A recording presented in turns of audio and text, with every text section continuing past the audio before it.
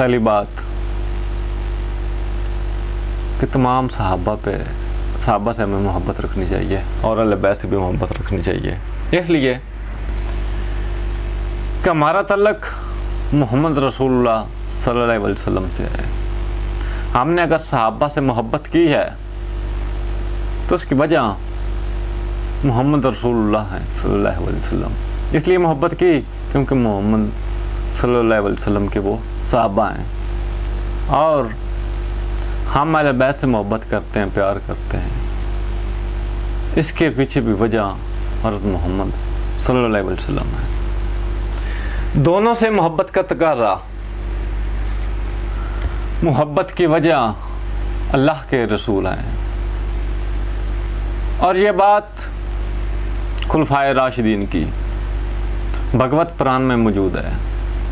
उसमें पेशन गोई की गई थी कि आखिरी नबी कल की अवतार जो आखिरी पैगंबर होगा उसको एक उड़ने वाला घोड़ा दिया जाएगा। हम जानते हैं कि बुराक के ज़रिए आप सल्लम आसमानों तक पहुँचे, मेराज के ऊपर गए थे बुराक के ऊपर, और वो उड़ने वाला घोड़ा था जो बिजली से भी ज़्यादा तेज़ था।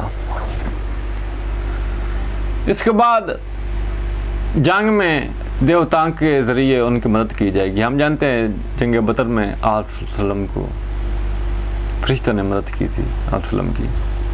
इसके बाद खुलफाए राशिदीन का कुछ यूँ जिक्र आता है। इसके बाद बहुत ज़्यादा और भी पेशन गोइयाँ हैं, लेकिन इंशाअल्लाह मैं आहिस्ता आहिस्ता वो भी आपके सामने बयान करूँगा।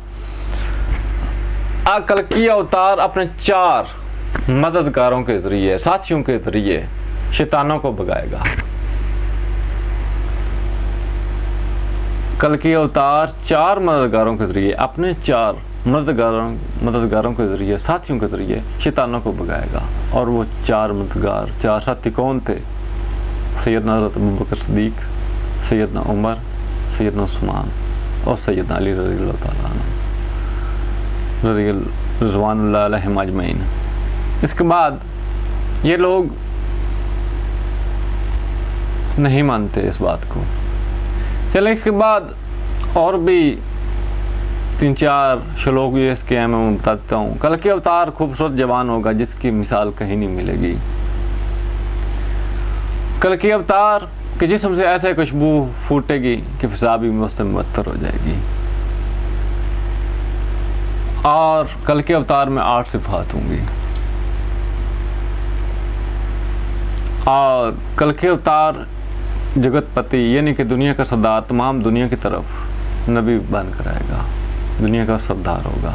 यह बात हिंदुओं की जो मुकद्दस किताबें उनमें मिलती हैं, और मुसलमानों को तो शर्म आनी चाहिए जो उनको बुरा भला कहते हैं या ये कहते हैं कि आप सल्लम के विसाल के बाद